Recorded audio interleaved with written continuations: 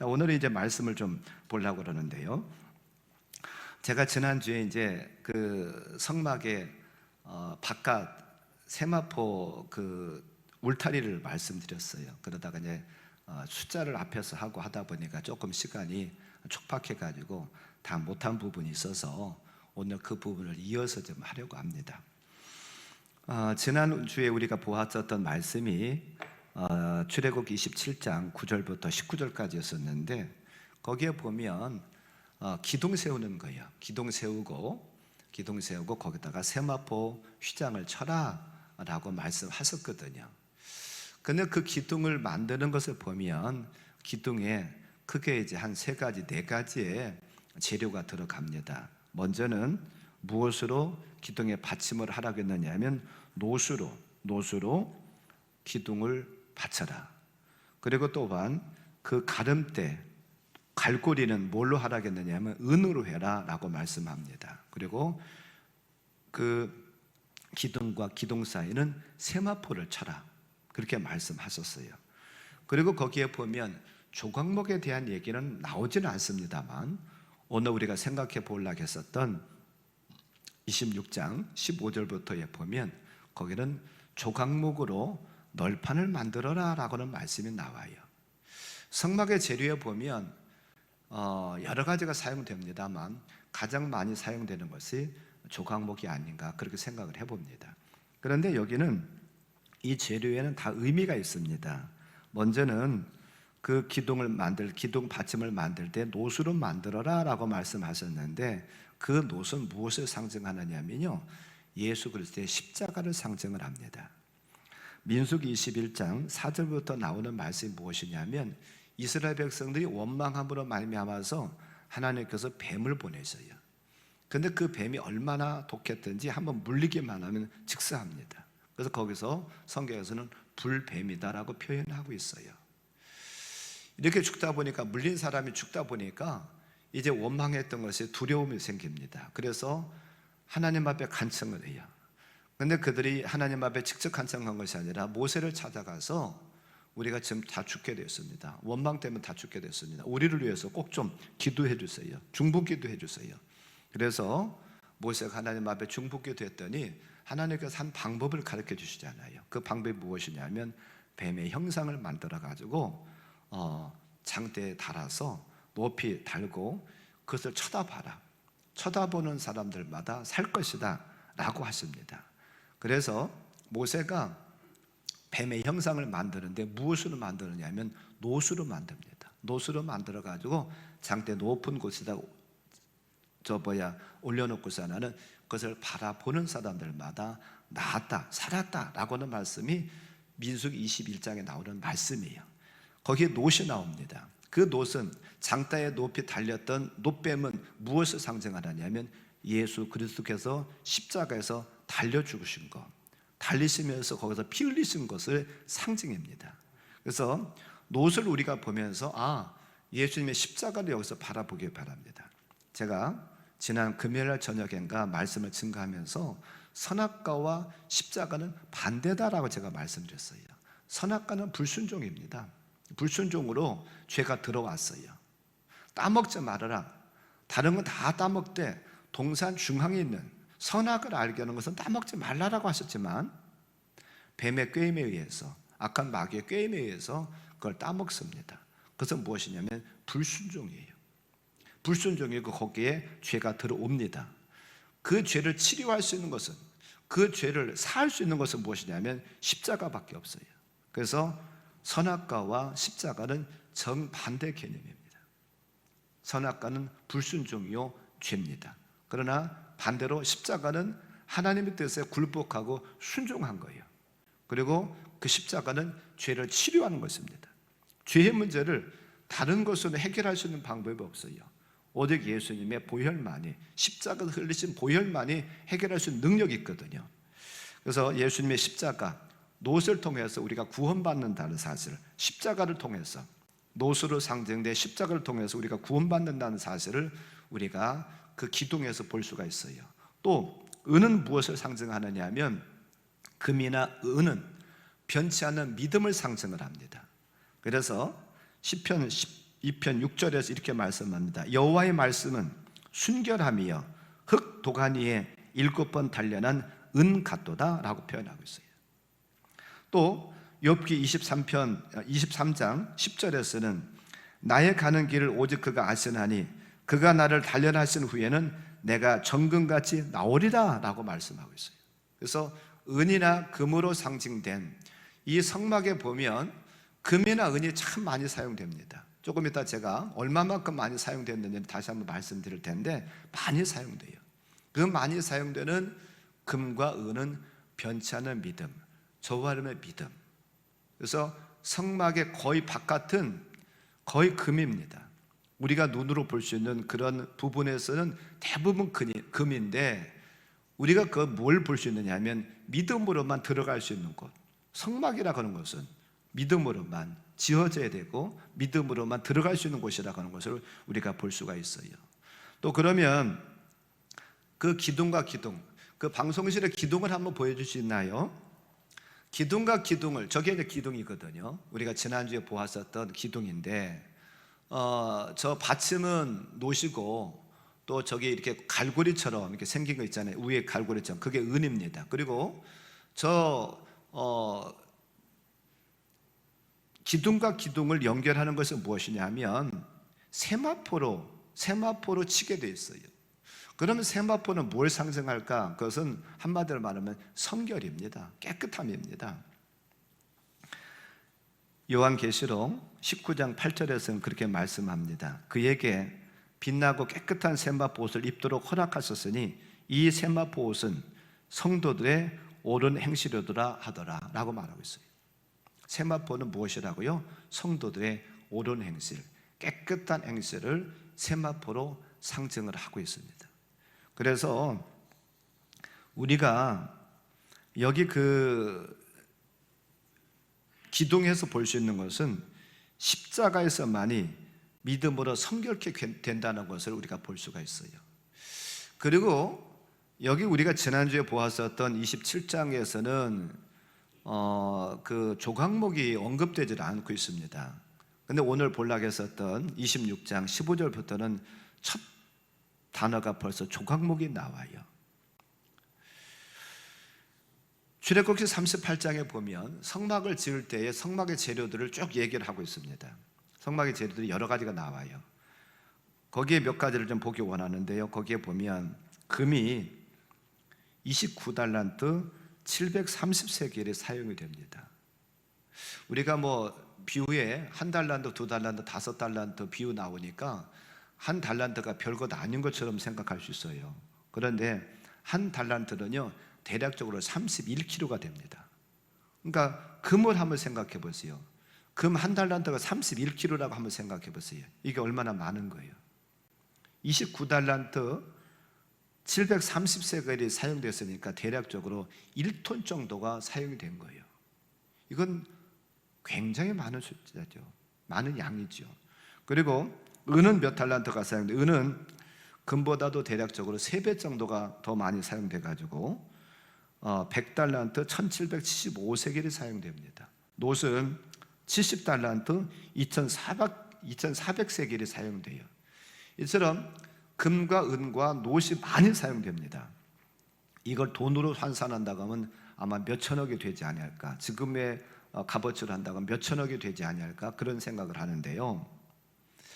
눈에 보이는 데는 금이나 은이나 노시 많이 사용됐지만 눈에 보이지 않는 곳까지도 생각해 본다고 하면 가장 많이 사용된 것이 조각목입니다. 무슨 말씀이냐면 지금 우리가 성전도 이 교회도 보면 이 바깥을 저 장식한 것을 마감한 것은 흡음재를 사용해 가지고 마감을 했어요. 나무를 가지고 마감을 했습니다. 근데 저걸 한꺼풀 벗겨 가지고 저 안에 들어가 보면 아마 벽돌일 겁니다. 제가 뜯어보지는 않았지만 대부분 벽돌일 거예요. 벽돌이더니 아니면 아마 옹벽을 쳤을 겁니다. 그리고 저걸로 마감을 하거든요. 성막도 마찬가지예요. 성막도 이제 우리가 앞으로 보겠습니다만 대부분의 성물에서는, 대부분입니다, 거의 답니다.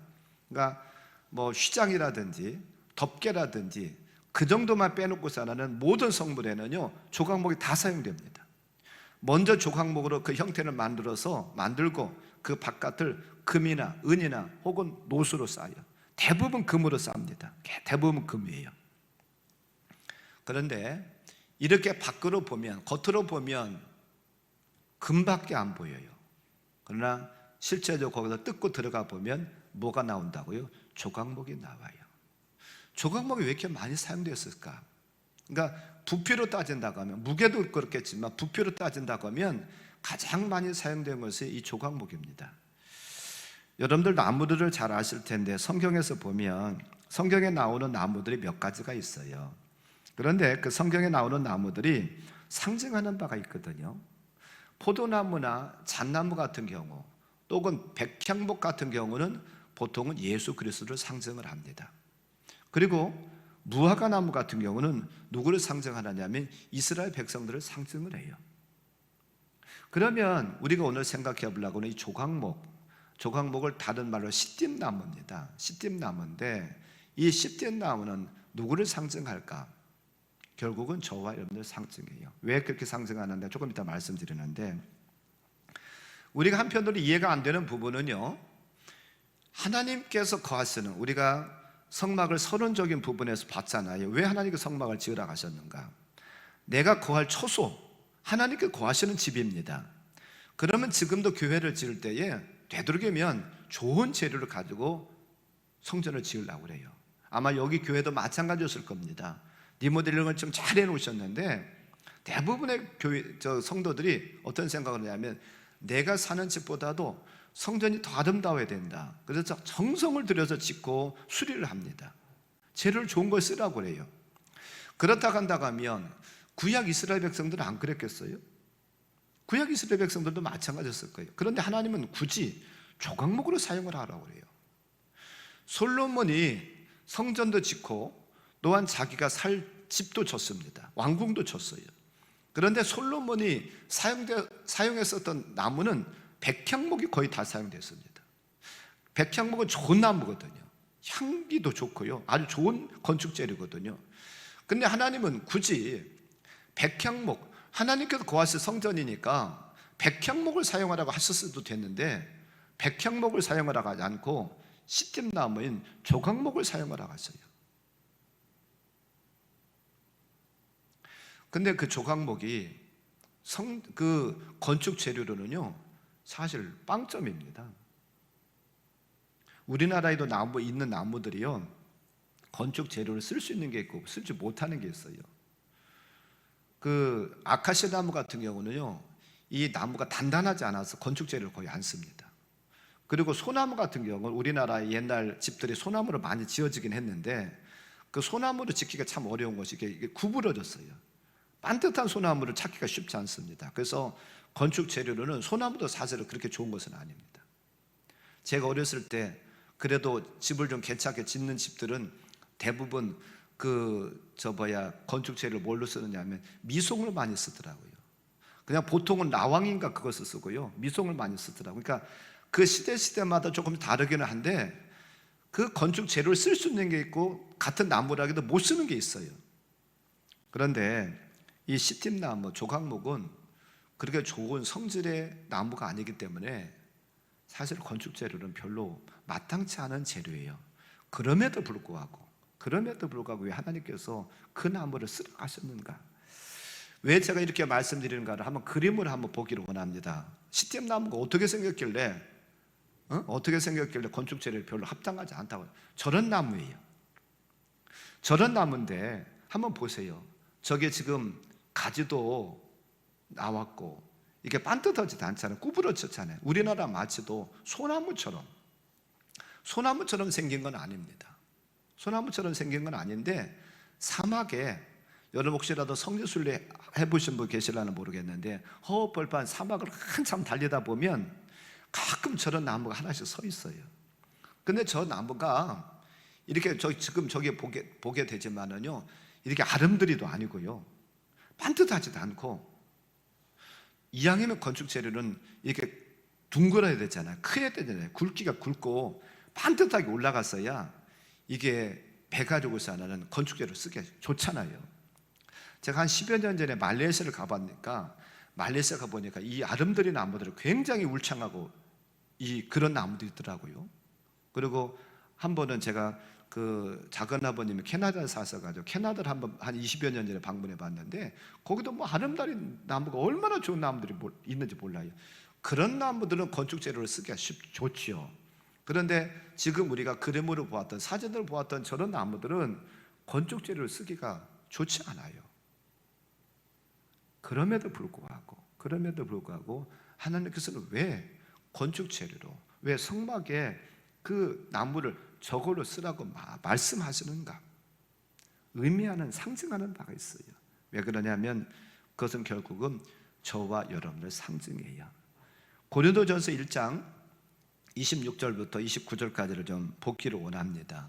같이 한번 읽어볼까요? 형제들아, 너희를 부르심을 보라. 육체를 따라 지혜로운 자가 많지 아니하며 능한 자가 많지 아니하며 문벌 좋은 자가 많지 아니하도다. 그러나 하나님께서 세상의 미련한 것들을 택하사 지혜 있는 자들을 부끄럽게 하려 하시고 세상의 약한 것들을 택하사 강한 것들을 부끄럽게 하려 하시며 하나님께서 세상의 천한 것들과 멸시받는 것들과 없는 것들을 택하사 있는 것들을 폐하려 하시나니 이는 아무 육체도 하나님 앞에서 자랑하지 못하게 하려 하심이라. 아멘. 저 고린도전서의 말씀을 보면 하나님께서 저 사람들을 무시하는 게 아니라 우리의 모습이 저렇다는 거예요. 우리가 무슨 나는 세상에 무슨 감투를 썼네, 대단하네 하지만 하나님께서 보실 때는 별 존재가 아니라는 거예요. 문벌 좋은 자 많지 않대요. 지혜로운 자 많지 않대요. 강한 자가 많지 않대요. 미약하고 미련하고 약하고 보잘것 없고 그런 존재를 택하셨대요. 왜요? 그런 존재를 통해 가지고 강하다고 우쭐대는 사람들, 내가 똑똑하다고 우쭐대는 사람을 하나님께서는 멸하시려고, 피하시려고 하나님께 그렇게 하셨대요. 예수님의 12 제자를 보면 대부분이 우리가 볼 때에 대부분의 제자들이요 그렇게 똑똑하고 세상적으로 알아주고 그랬던 사람들이 아니잖아요. 대부분의 제자들이 어부였었잖아요. 어부하는 분들을 무시하는 건 아니지만 대부분의 분들이 어부하는 분들을 그렇게 많이 배우고 많이 가지고 그런 분은 아니잖아요. 물론 요즘 큰 배를 가지고 있는 분들은 기업에서 하기도 합니다만 성경에 나오는 어부들의 그런 모습은 그렇게 대단한 존재들이 아니에요. 그런데 주님께서 그런 자를 선택을 하셨어요.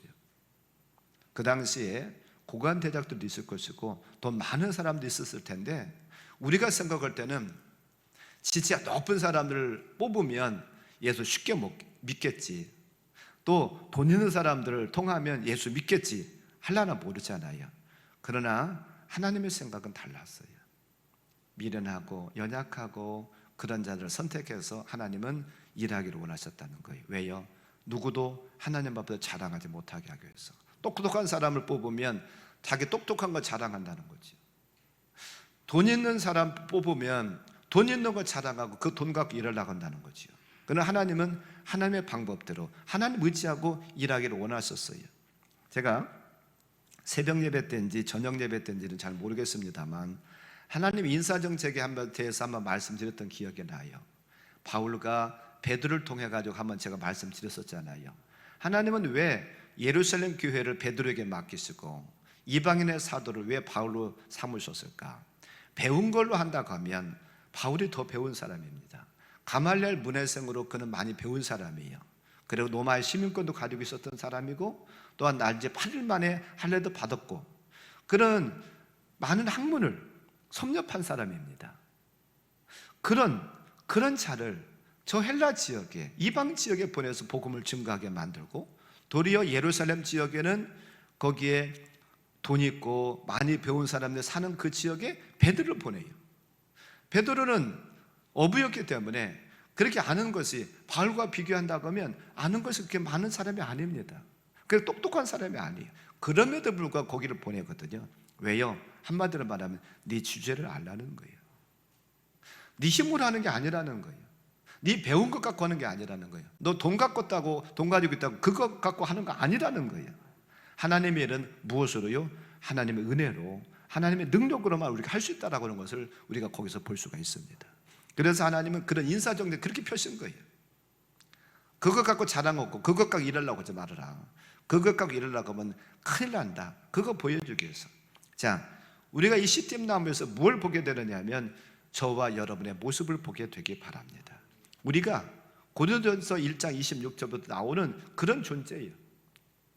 아마 여기에 예를 들어서 서울의 유명한 대학만 나간 사람만, 나온 사람만 예수를 믿을 수 있다라고 한다든지, 재산은 보통 이 정도 돼야 한 100억 정도는 그리고 가지고 있어야 그래도 예수를 믿을 수 있다고 한다든지, 또 세상에서 그래도 최소한 뭐 시의원이라도 아니면 구의원이라도 한 사람, 아니면 하다못해 학교 다니면서 반장이라도 한번 한 사람만 예수 믿는다 하면 생각해 봐요. 그러면 여기에 참석할 만한 사람 별로 없을 거예요. 그러나 주님은 그렇게 말씀하시잖아요. 누구나 오라고 말씀하시잖아요. 그래서 연약하고 볼품없고 미련하지만 그런 자를 통해서 하나님은 일하기를 원하셨다는 거예요. 이 조각목에서 시딤나무에서 하나님은 뭘 보여주기를 원하셨느냐면 그런 우리의 모습을 보여주기 원하시는 거예요. 너희들이 이런 존재지만 그래도 내게 붙잡힌 되면 너희들 쓰임받을 수 있다. 우리는 이 시딤나무를 통해서, 조각목을 통해서 소망을 얻게 됩니다. 내가 그렇게 대단한 존재가 아니지만 하나님께 나를 불러주셔서 믿음을 통해서 내가 쓰임받을 수 있다는 거예요.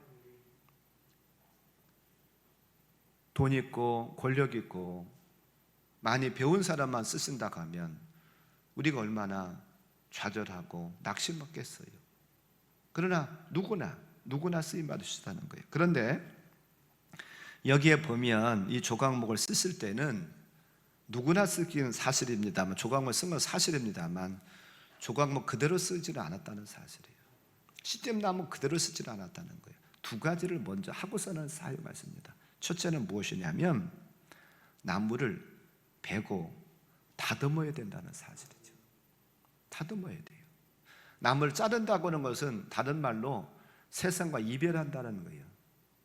지금까지 세상과 짝혀 있던 것을 내가 세상과 단절합니다. 끊습니다.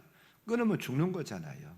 나무를 밑둥을 베면 이제 어떤 영양분을 공급받을 수 없어가지고 그 나무는 마르잖아요. 그래서 세상과는, 내가 지금까지 뿌리박고 있었던 세상과는 단절하지만 누구와 접붙임 되는 거예요? 예수님과 접붙임이 되는 거지. 그 단절이 필요합니다. 그 단절뿐만 아니라 또한 그 나무 조금 전에 보았습니다만 저것을 저대로 그냥 못 사용하잖아요. 가지도 잘라야 되고 또한 껍질로 벗겨야 됩니다. 껍질을 왜 벗겨요? 저희 아버님이 어렸을 때 조금 나무와 관계된 일을 하셨는데 껍질을 벗기더라고요. 특별히 아카시 나무 같은 껍질을 벗기더라고요. 왜 벗겨요? 그랬더니 그 껍질을 놔두면은요 벌레가 쓴대요. 그 껍질 틈에. 그래서 그것을 벗겨야만이 뭐든지 간에 쓸 수 있다라고 하더라고요. 아마 그래서 그런지 소나무 같은 경우도 그냥 쓰지는 않잖아요. 소나무도 다 껍질을 벗겨가서 쓰고 그러더라고요. 자, 어쨌든 나무를 잘라가지고 껍질도 벗기고 나무 가지도 치고 그래야 나무가 쓰임받을 수 있어요. 우리가 나무라고 생각해봐요. 자르는 것도 아픔입니다만 다듬는 것도 아픔이에요. 우리가 내려놓아야 될 거 있습니다. 왜 껍질을 벗겨요? 벌레가 쓰니까. 껍질은 뭘 상징할까요? 우리의 유선을 상징해요. 조금 전에 최 장로님 기도하시면서 우리 유선을 하나님께서 용서해달라고 그렇게 기도하셨는데, 우리 유선, 껍데기를 벗겨보면 별것 아닌데 껍데기를 이렇게 쓰고 있으니까 대단한 존재처럼 보였었던 우리의 유선, 우리의 가면, 이거 내려놓으라는 거예요. 그런 거 다 하신 다음에, 그리고 저기 보면은 이게 굵지 않잖아요. 근데 조각목 보면은요, 우리가 지금 뭐 제도 다 안 봤습니다만 이 포장 뭐라 그럴까요? 이거에서 쓰이는 기둥이라든지 이 여기에 보면 널판을 보면은요 한 규빗 반이에요. 그러면 지난주에 제가 한 규빗이 50cm라고 말씀드렸잖아요. 한 규빗 반이면 75cm입니다. 저게 지금 75cm가 안 될 것 같잖아요. 그러면 잘라가 이어 붙여야 됩니다. 옛날 후루링으로 이 바닥 깔았던 것처럼 이어 붙여야 돼요. 그러면 잘라지기도 해야 됩니다. 이게 얼마나 아픔이에요. 그것을 견뎌야 된다는 거예요. 그래야 우리가 쓰임받을 수 있다는 거예요. 내가 껍질도 벗기고 잘라지기도 하고 가지도 치고 하는 것은 내 고집과 내 생각과 내 방법과 내 경험과 이 모든 건 다 내려놔야 됩니다. 하나님께서는 말씀의 검을 통해 가지고 저희들 잘라갔어요.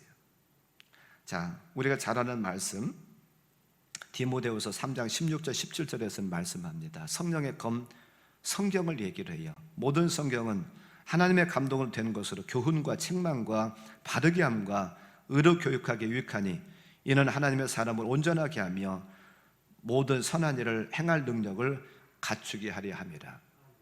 하나님의 말씀이 저와 여러분들에게 책망도 한대요. 책망을 좋아하는 사람은 없습니다. 책망을 들으면 아프잖아요. 마치도 껍질을 벗기고 자르는 것과 같은 아픔이 있습니다. 그런데 그런 아픔, 자름을 통해 가지고 어떻게 된대요? 하나님의 사람으로 온전케 만들기 위해서 하나님은 말씀의 검으로 가고 우리를 다듬어 간대요. 지금도 하나님께서 저와 여러분들 다듬어 가시는 시간이에요. 앞으로도 저와 여러분들 다듬어 가실 겁니다. 그렇게 잘 다듬어져야 우리는 하나님 앞에 쓰임받을 수 있어요. 그게 한 가지고 또 한 가지 뭘 통해서 쓰임받느냐 하면 두 번째로는요, 거기에는 아까도 말씀한 것처럼 금으로 쌓여야 됩니다. 그냥 쓰임받지는 못해요. 조각목이 밖에 드러나질 않습니다. 감춰져 있어요. 밖에 싸는 게 있습니다. 금입니다. 금은 다른 말로는 믿음이에요.